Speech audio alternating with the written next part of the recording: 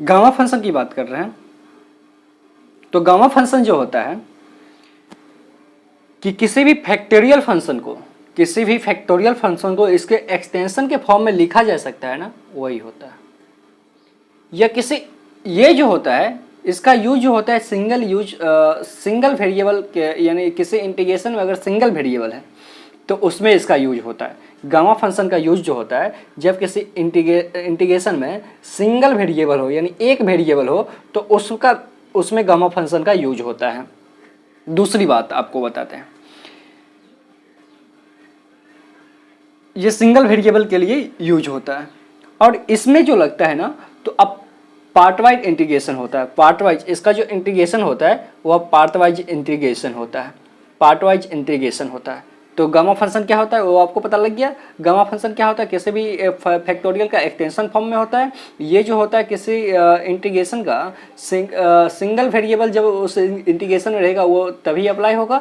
तीसरी जो बात है वो ये इसमें पार्ट वाइज इसका यूज होता है, यानी पार्ट वाइज इसमें हम यूज करते हैं। जैसे अगर आपको याद होगा 11th-12th में आप U/V वाला फॉर्म पढ़ते थे, ठीक उसी प्रकार कुछ होता है पार्ट वाइज, उसी को कहते हैं। लेकिन यहाँ पर भी पार्ट वाइज इसी तरह करेंगे। अब आते हैं गामा फंक्शन को। वैसे आप लोग गामा जो अल्फा बीटा गामा जो 11th-12th में आप लोग पढ़ते होंगे बचपन से, वो अल्फा बीटा गामा ऐसे हो, ठीक है। ये जो होता है ना, ये गामा का जो होता है, ये जो होता है वो लोअर वैल्यू के केस में यूज किया जाता है। या फंक्शन जिस केस में होता है ना, फंक्शन के केस में इसका यूज किया जाता है। ये बताएंगे कब इसका यूज होता है वो हम आपको बताएंगे। लेकिन यहाँ पे अभी जो गामा हम नॉर्मल पढ़ेंगे वह गामा कुछ ऐसे होगा। रूट नहीं होगा, रूट में कुछ ऐसे होता है, ये नहीं होगा। ये सिर्फ ये जो होगा गामा का साइन होगी, कुछ एल टाइप का,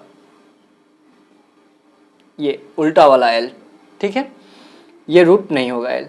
तो ये क्या होगा, गामा 1 का जो वैल्यू होता है वह 1 होता है। गामा n+1, अगर गामा n+1 है तो ये हो जाएगा n गामा n, यानी n प्लस ये n+1, तो क्या हो जाएगा +1 है तो इसमें एक सब्ट्रैक्ट हो जाएगा, दैट मीन्स -1 हो जाएगा।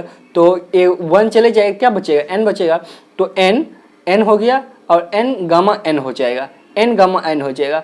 और गामा के जितना अंदर रहता है ना, गामा के जितने अंदर रहता है ना, उसको फैक्टोरियल के फॉर्म में उसके -1 कर सकते हैं। तो n-1 का फैक्टोरियल अंदर, n इंटू n-1 का फैक्टोरियल भी कर सकते हैं, या गामा n कर सकते हैं।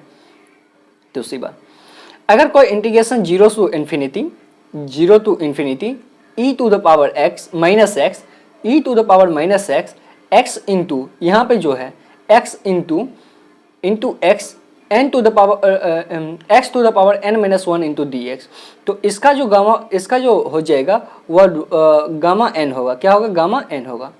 अगर कोई इंटीग्रेशन अगर कोई integration e to the power minus X into x to the power n-1 के फॉर्म में है, तो उसका जो फंक्शन हो जाएगा वह हो जाएगा गामा n। ये x का जो पावर है ना n-1, तो ये n हो जाएगा, गामा n हो जाएगा। फिर ये बहुत इंपॉर्टेंट है, ये जो पार्ट है ना, इसी पे आपको पूरा का पूरा गामा फंक्शन आपको सॉल्व हो जाएगा। इसी के ऊपर पूरा का पूरा गामा फंक्शन, आपको कुछ फॉर्मूला अलग से भी बताया लेकिन उसका कोई उपयोग नहीं होता है, उसका कोई यूज, सब इसी के यूज से सबका सॉल्व होता है। ये आपका बेसिक है और इसी के ऊपर से आपका सारे का सारा सॉल्व होगा, सारा का सारा गामा फंक्शन इसी पे सॉल्व होगा। ये बहुत इंपॉर्टेंट है, इसको हम VVI लिख सकते हैं, बहुत इंपॉर्टेंट है।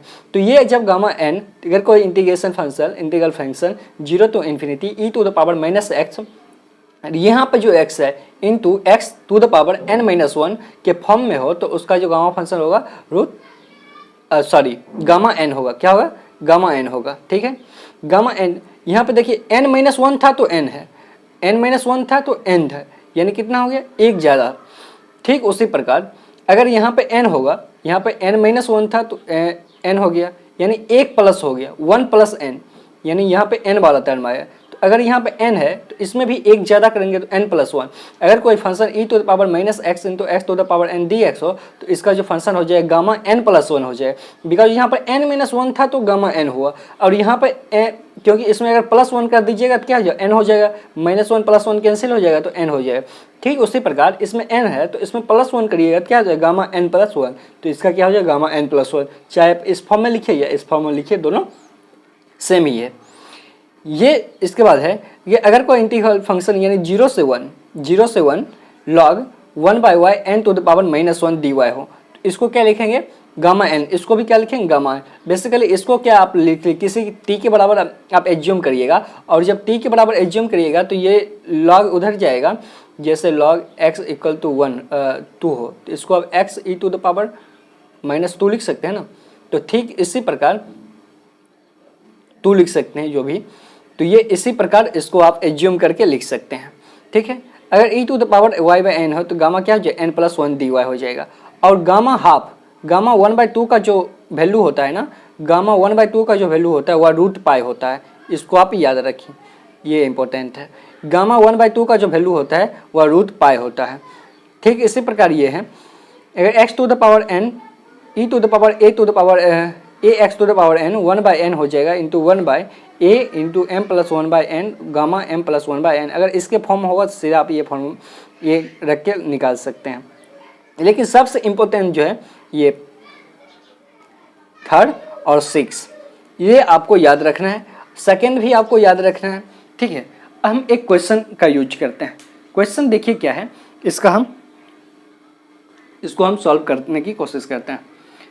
चलिए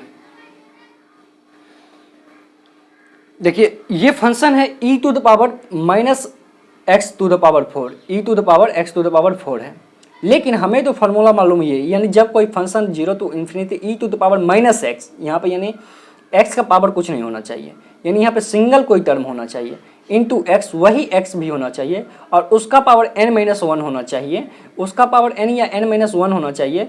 n-1 होगा तो ये क्या होगा गामा n हो जाएगा, और n होगा तो n+1 गामा हो जाएगा, गामा n+1 हो जाएगा। तो यहाँ पे कुछ ऐसे इस फॉर्म में आना चाहिए।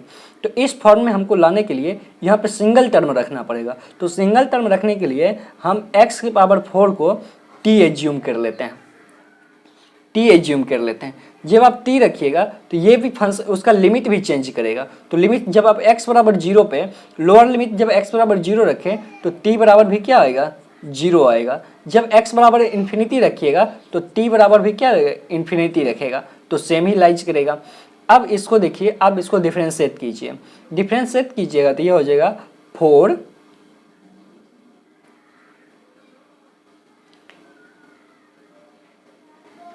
x to the power 3 dx into dt। तो dx बराबर आप लिख सकते हैं dt/4x³। ठीक है, यहाँ से देखिए, अगर जैसे h फॉर एग्जाम्पल अगर आपको दिया होता है x बराबर t² बराबर x, तो आप क्या लिख सकते हैं t बराबर √x लिखते हैं, यानी 1/2 लिखते हैं। यह यहाँ पे जितना रहता है 2 रहता है, वह उधर जाने के बाद क्या होता है 1/, हो जाता है। तो ठीक अगर इसी प्रकार x पावर 4 बराबर t है तो यहाँ x बराबर क्या हो जाएगा x बराबर हो गया t टू द पावर 1/4 हो जाएगा। x बराबर क्या हो जाएगा t इक्वल टू x बराबर हो जाएगा t टू द पावर 1/4 हो जाएगा। ये dx हो गया। तो यहाँ पर dx को आप dt बाय टोटल को t के फॉर्म में x के बराबर, अगर यहाँ पे क्या है x का वैल्यू कितना है t टू द पावर 1/4, तो 4 into t to the power 1/4 का होल क्यूब। तो dx बराबर हो जाएगा आपका dt/4 into t to the power 3/4 हो गया। अब इसके वैल्यू को वहाँ पे रखिए, तो जब आप रखिएगा 0 टू इन्फिनिटी ही होगा। e to the power x to the power 4 को हमने क्या लिया t लिया, तो -t हो जाएगा। इसके बाद dx बराबर देखिए क्या आ गया, तो dx बराबर क्या हो गया dt/4 into t to the power 3/4। ठीक है, अब आप क्या कीजिए कि यहाँ से आप 0 टू इन्फिनिटी ये 1/4 आप बाहर कर लीजिए।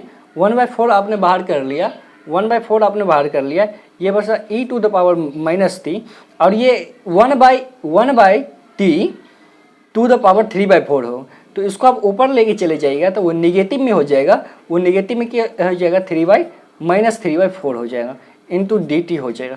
अब देखिए ये जो हो गया इसके फॉर्म में आ गया e to the power -x into x n-1 जो है, तो ये इसके फॉर्म में आ गया e to the power -t into t to the power -x/3/4। तो ये इसका जो वैल्यू होता है वह क्या होता है गामा n प्लस 1, या इसको n-1 करके फॉर्म में बना लीजिए।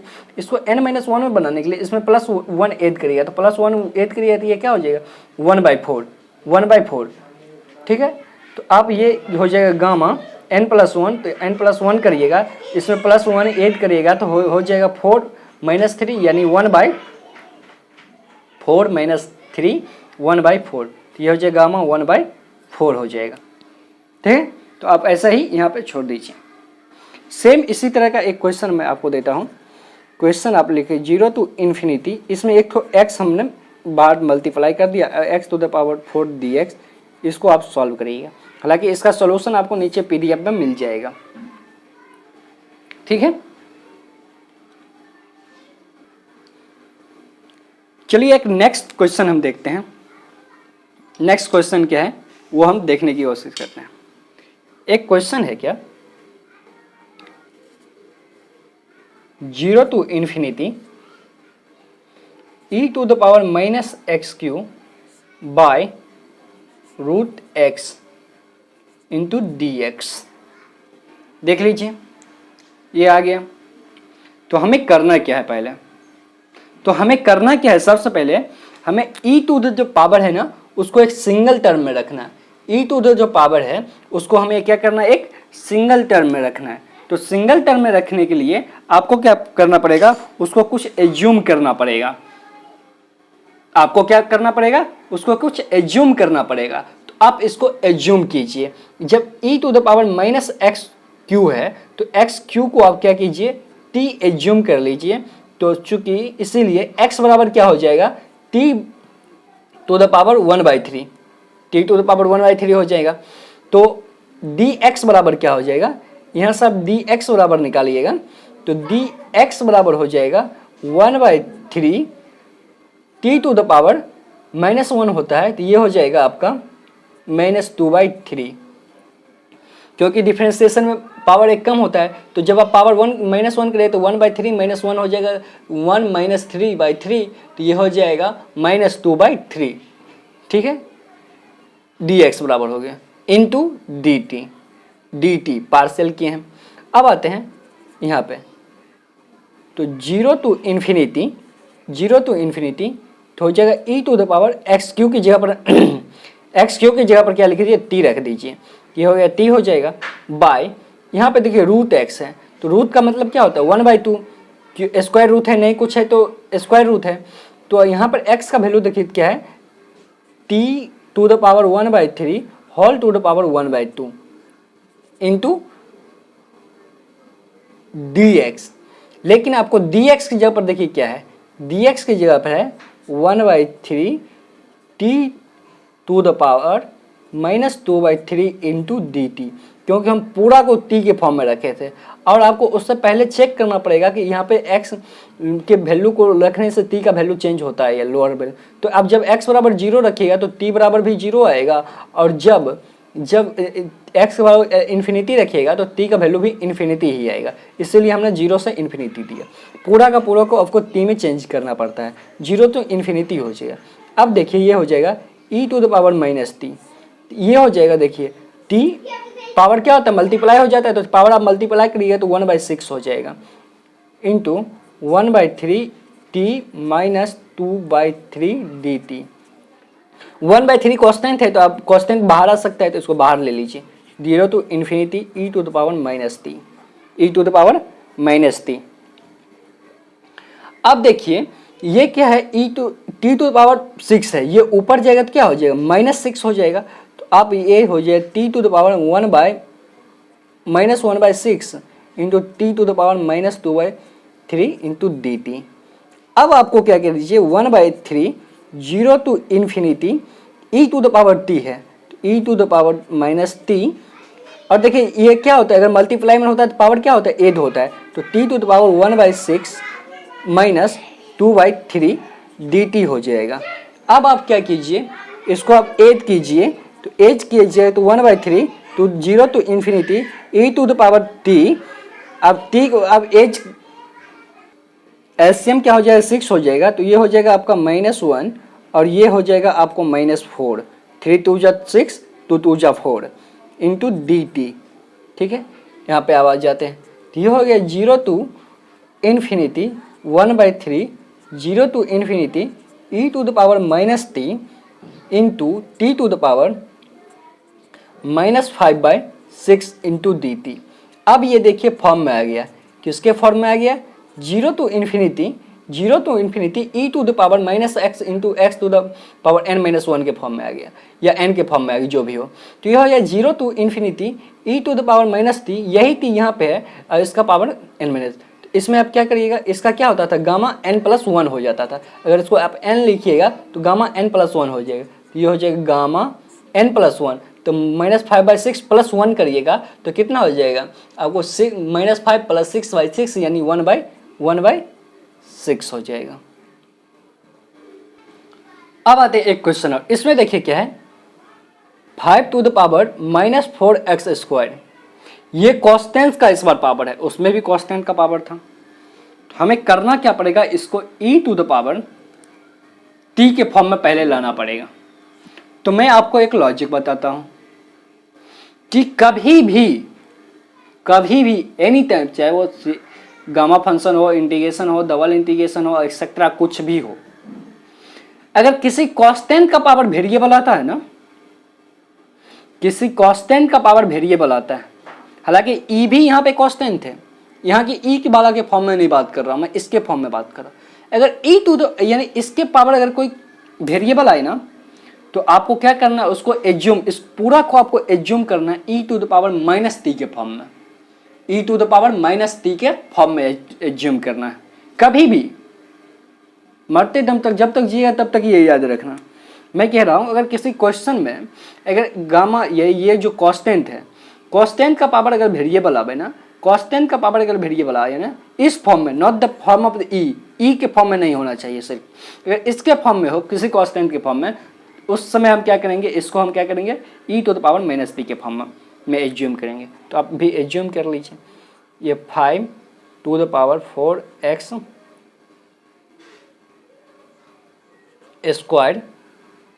Equal to e to the power -t लिट। ठीक है, अब क्या करना है आपको कि यहां से आप लॉग ले लीजिए। जब आप लॉग लीजिएगा, लॉग बोथ साइड लीजिएगा, लॉग यहाँ से भी लॉग लीजिएगा, तो लॉग ई और ई हो जाएगा, लॉग ई इंटू ई हो जाएगा 1, ये पूरा हो जाएगा आपको 1 हो जाएगा, 1 हो जाएगा। अलग अलग हम लेते हैं, फिर लॉग हम ले लिए, तो लॉग 5x² इंटू लॉग ई -t हो जाएगा। ये हो जाएगा 1, ये बच जाएगा -t, और ये हो जाएगा -4x² log 5 equal to -t हो जाएगा। ठीक है, ये 1 हो जाता है तो माइनस कैंसिल हो जाएगा। अब बचा आपका 4x² इंटू डी। इससे पहले आप क्या कीजिए कि देखिए आप x का वैल्यू रख के देख लीजिए कि ये चेंज होता है या नहीं होता है। ठीक है, x का वैल्यू जब आप 0 रखिएगा तो ये t 0 होगा, और x का वैल्यू जब इन्फिनिटी रखिएगा तो ये इन्फिनिटी होगा। यानी इसका जो लिमिट है वह चेंज नहीं कर रहा है, इसका लिमिट जो है वह चेंज नहीं कर रहा है। ठीक है, नहीं कर रहा है। तो अब t, ठीक है, अब आते हैं इसके सॉल्यूशन पे थोड़ा और आगे। अब आपको करना क्या है, इसको डिफरेंशिएट करिए। तो जब डिफरेंशिएट करिए तो ये हो जाए dx, ये t टू द पावर 1/2 हो जाए, तो पावर क्या है 1/2 मल्टीप्लाई t माइनस 1/2 हो जाएगा। पावर एक माइनस भी होता है, और ये पूरा का पूरा कांस्टेंट है तो इस पे तो कोई फर्क ही नहीं पड़ेगा। ठीक है, ये dx। अब क्या था question, 0 to infinity 5 to the power -4, ये 5 है, नोट द, ये 5 है, x² इंटू dx। आप यहाँ पे रखना चालू कीजिए। 0 टू इन्फिनिटी आपने एज्यूम किया था x power 5 to the power -x² बराबर e to the power -t, आप एज्यूम किया था।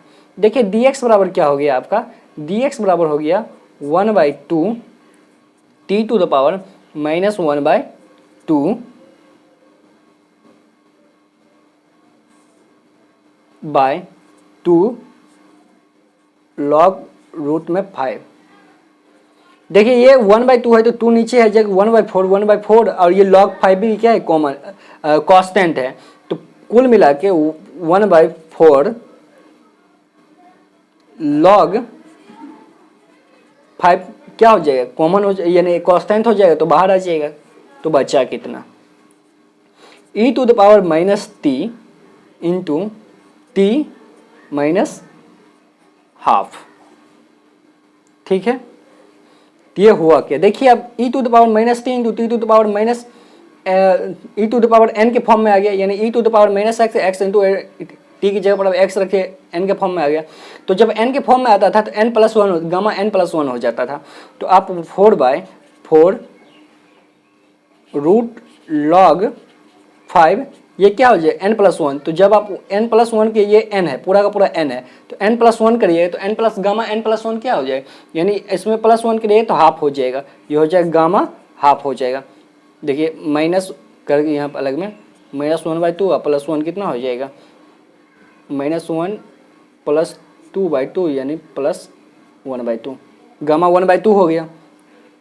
तो गामा 1/2 का वैल्यू कितना होता है, रूट पाई, ये हो गया root pi by 4 root log 5, ये आपका आंसर हो गया। ठीक है, सिंपल क्वेश्चन था। इसमें आपको हम 0 to infinity 3 to the power -4x² dx, मैं इसको सीधा देखिए इसका आंसर लिख देता हूं।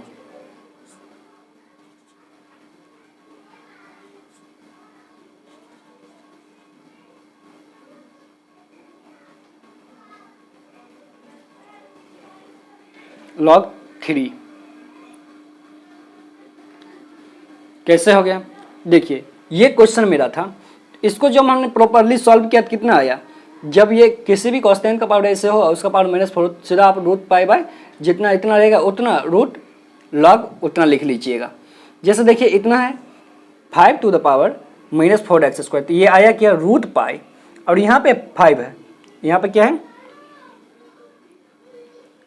5 है, तो यहाँ पे 4 आया।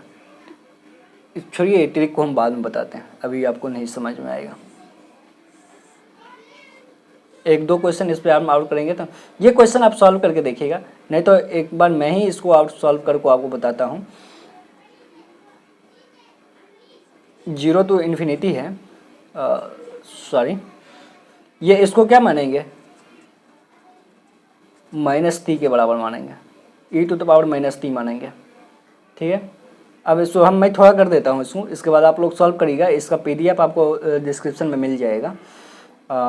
इसको आप लीजिएगा, log बोथ साइड ले गए थे, log 3 to the power -4x² into log e into t, log base में कुछ नहीं है तो क्या होगा, e है तो ये 1 हो जाएगा, तो ये हो जाएगा -4x² log 3, ये 1 हो जाएगा तो -t कैंसिल हो जाएगा। ठीक है, तो ये हो जाएगा x बराबर हो जाएगा √t/2 रूट log 3 हो जाएगा, log 3 हो जाएगा। ठीक है, अब इसका आप डिफरेंशिएट करिएगा तो हो जाएगा dx 1/2 t to the power -1/2, ये हो जाएगा 2 log 3, 2 log 3 हो जाएगा। ठीक है, अब 1/2 हो गया, तो अब यहाँ से आप फिर 1/4 ही आएगा, यहाँ पे 1/4 ही होता जो भी, तो इतना ही है। अब इसको dx हो गया, तो अब यहाँ पे आप रख लीजिए, क्योंकि लिमिट इसका चेंज नहीं करेगा, तो 0 to infinity e to the power हो जाएगा -t, dx का वैल्यू कितना है, dx का वैल्यू हुआ है 1/4 e to the power -12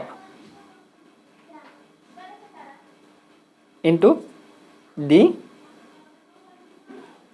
-12 by root log 3 into dt, ये हो जाएगा 1/4 रूट log 3 बाहर आ जाएगा, रूट log 3 बाहर आ जाएगा, रूट लॉग 3 बाहर आ जाएगा, 0 to infinity e to the power -t into t to the power -half. तो इसका वैल्यू हम अभी निकाले थे, कितना होता है, रूट पाई होता है। इसका वैल्यू आपका हो जाएगा 1/4 रूट लॉग 3 रूट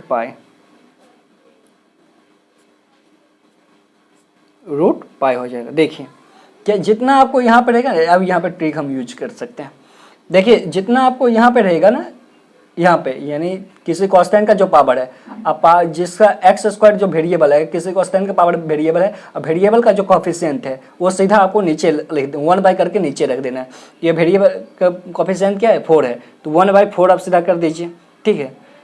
और रूट पाई बाय 4 कर दीजिए, रूट पाई बाय, और जो रूट पाई से मल्टीप्लाई कीजिए।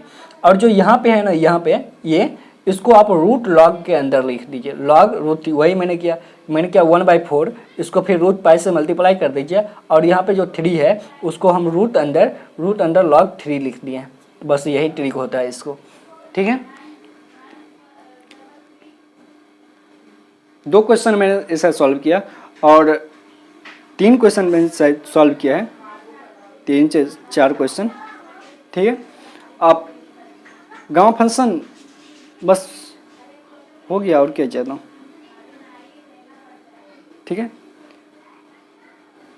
चलिए आपको ये वाला क्वेश्चन आप सॉल्व करिएगा। इस बार यहाँ पर स्क्वायर है, ठीक है, तो इसको पूरा टी के फॉर्म बनाना पड़ेगा और आपको पार्सली इस बार करना पड़ेगा। इसका आपको मिल जाएगा PDF डिस्क्रिप्शन में, आप सॉल्व करिएगा। इससे पहले हम यहाँ पे क्यूब लेके क्वेश्चन को सॉल्व कर चुके हैं, ठीक है।